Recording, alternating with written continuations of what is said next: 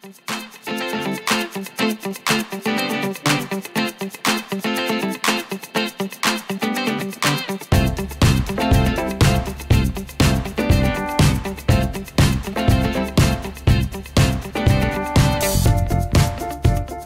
réforme du contrôle technique provient de l'Europe à travers une directive européenne qui vise à harmoniser les procédures dans tous les pays.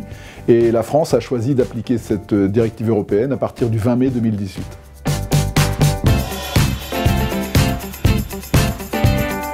Donc les principales modifications du contrôle technique 2018, c'est essentiellement au niveau du nombre de points contrôlés.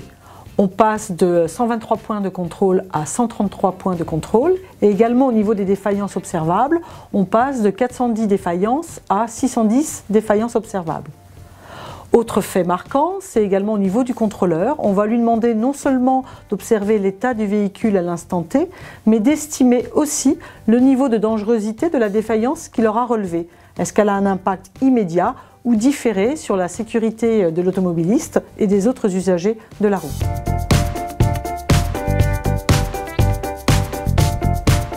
Il y a 3 niveaux de défaillance relevables, mineur, majeur et critique.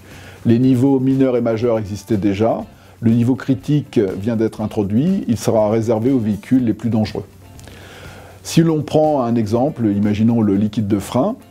Une défaillance mineure serait un léger manque de liquide de frein. Dans ce cas-là, vous devez compléter le liquide de frein, mais simplement votre véhicule pourra rouler sans problème. Si vous êtes en dessous du minimum au niveau du liquide de frein, c'est une défaillance majeure. Et dans ce cas-là, vous devez compléter, faire réparer votre véhicule et revenir au contrôle technique pour une contre-visite sous les 2 mois. Et finalement, imaginons qu'il n'y ait plus du tout de liquide de frein, votre véhicule est dangereux, c'est une défaillance critique. Dans ce cas-là, le contrôle technique n'est valable que la journée même et vous devez absolument faire réparer si vous voulez rerouler avec votre véhicule.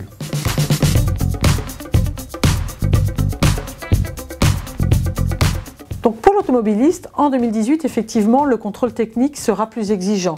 Plus de points de contrôle, une analyse plus fine des différentes défaillances observables par le contrôleur.